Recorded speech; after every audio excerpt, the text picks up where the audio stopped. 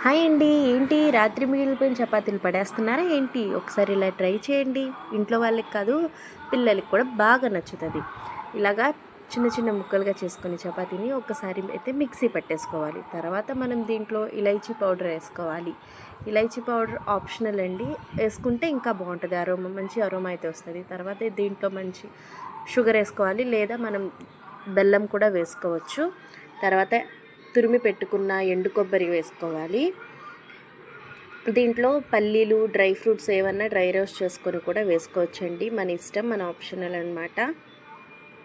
తర్వాత మనం దీంట్లోనే ఒక టీ కప్ అంత పాలు వేసుకొని, పాలు ఎక్కువ క్వాంటిటీ చపాతీస్ ఉంటే ఇంకొంచెం ఎక్కువ పాలు యాడ్ చేసుకోవాలి.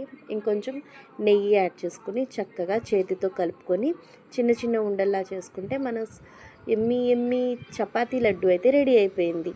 ట్రై చేసి ఎలా ఉందో కామెంట్ చేయండి.